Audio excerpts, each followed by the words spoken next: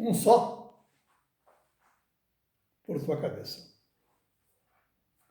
O pão, o maná que desce do céu, e ilumina todo homem. Da forma como a expressão da verdade, dos evangelhos, das tradições religiosas foram colocadas, elas fogem de uma maneira que foi proposta por Jesus Cristo, de maneira simples, porque ele sempre estará mostrando que todas as formas que eu posso observar estão por meu ensino. Eu tenho que aprender a ler estes signos e assim ser conduzido ao bom entendimento. Enquanto eu estiver me tomando para referência os muitos mestres do mundo, apenas serei conduzidos à conformação deles mesmos, ou seja, estando eles em corrupção, eles só poderão dizer daquilo que possuem. Porque há uma lei que declara: ninguém poderá dar aquilo que não tem antes recebido. Podemos colher o bom e podemos colher o que não é bom, que vai trazer problemas graves no momento em que o fruto daquela semente frutificar.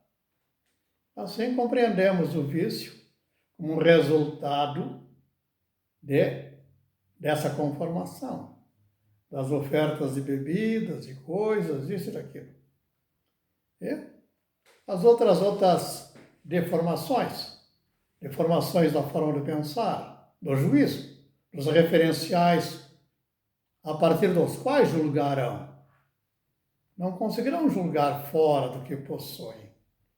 Esses referenciais são falsos e ele os tomou por sua referência, por algum valor, seja por status, por dinheiro, pelo que queiram qualificar, ele está lá de fato, no curso do caminhar dos muitos caminhos da corrupção. Assim é porque está declarado, quando Jesus, o Cristo, em Cristo, fala disso, eu sou, ele aponta para aquele quem é. É a verdade. É de quem vos falo. Um só é a verdade. Não tem duas verdades. E se disser tem duas mentiras, mentira é mentira.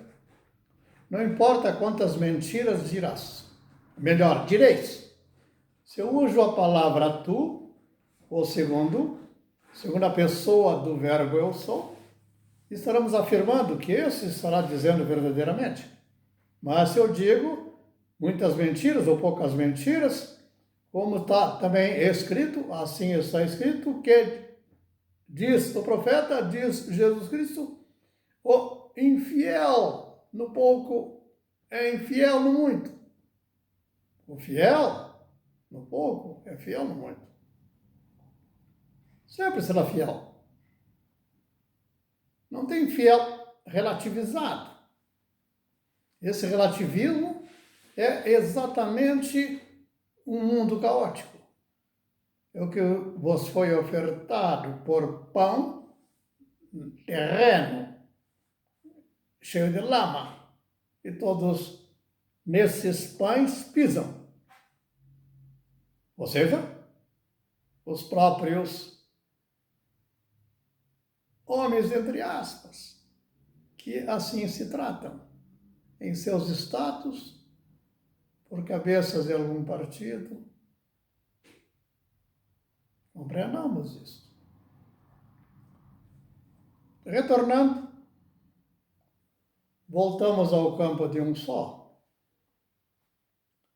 Desse campo de um só, tem outra figura interessante. Na figura do homem sadio, ele só é sadio na unidade de um só pleno.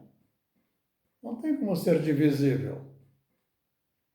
Existe uma imagem da figura, por exemplo, dos leprosos, ou do leproso. Num certo sentido, é uma imagem que manifesta um grau de corrupção das carnes. Mas, na visão do espírito, do que expressam, também está por expressão daquilo que os meretrizes ofertam. Ninguém sairá por tempos com saúde. Será afetado pelas consequências que são comuns desses ambientes. É uma fonte própria de corrupção, de lama, e assim também a própria forma do falar, através de militantes e partidários, estão também na expressão dessa relação. Quando se trata do homem, não tem que dizer coisas diferentes. O homem é um sujeito, ou verdadeiro ou é falso. Um juiz é verdadeiro ou é falso, mas existe um só juiz verdadeiro. E esse é um só legislador, e o único juiz é quem dá a vida e faz perecer o perverso. Assim sendo, voltamos ao leproso. É a expressão dessa corrupção. Então, em livros que vão relatar essas imagens, para que você as considere, as trate, pense, medite e extraia a essência dessas declarações. No tempo de Elias, tem a figura da Jezabel. A Jezabel é uma mulher que tem domínio sobre o rei. Nesse sentido, o rei está corrompido. Ela traz de fora aquilo que gera a corrupção de onde ela procede. E isso leva para a casa do rei, e o rei, então, passa a ser influenciado.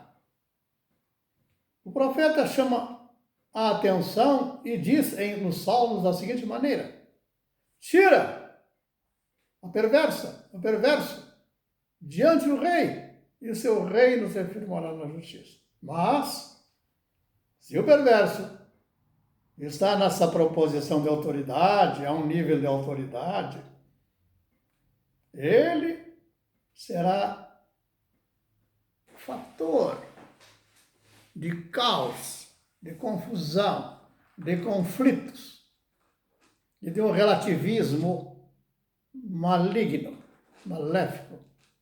Assim, você pode expressar a figura de alguns senadores e dessas histórias de CPIs para cá e para lá, e que tudo tem um propósito totalmente sem sentido.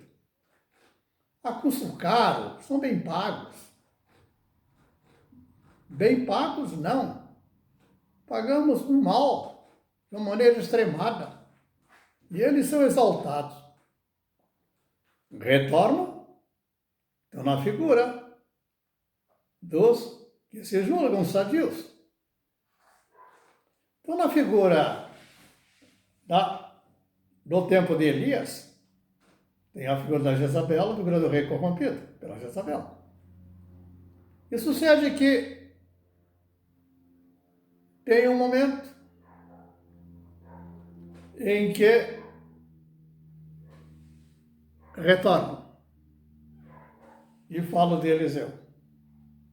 Tira Elias dessa imagem, só fica Jezabel nessa figura. Um tempo em que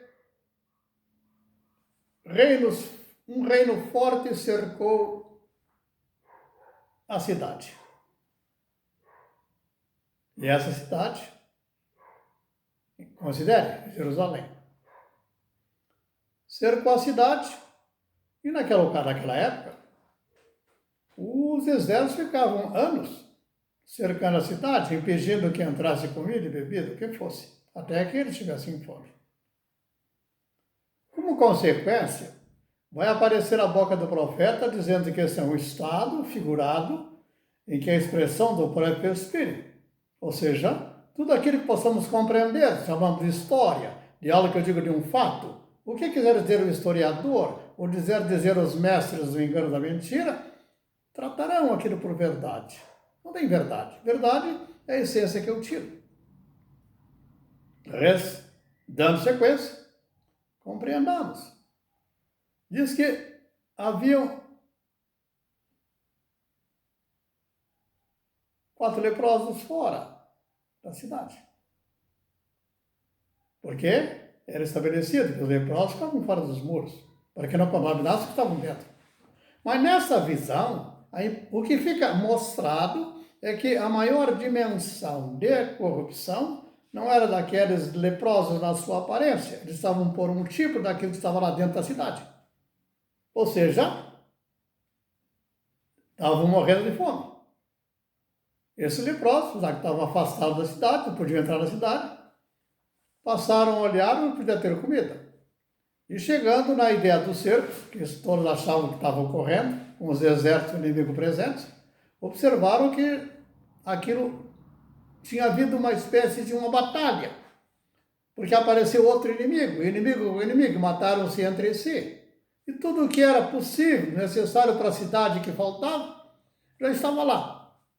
Claro, abririam seus portões, desde que soubessem, retirariam já toda aquela dimensão de fartura do que poderiam já prontamente comer e estavam livres daquele cerco. Mas ninguém saía. Estavam todo mundo naquela situação, fica em casa. Até que os leprosos vieram para a cidade para mostrar a boa nova, dizendo a boa nova, vamos, estão salvos, a cidade está salva. É os leprosos que vêm salvar aquela cidade. Não sei se estão compreendendo. A maior justiça parte dos leprosos. Mas estão por tipo. Assim porque também está escrito.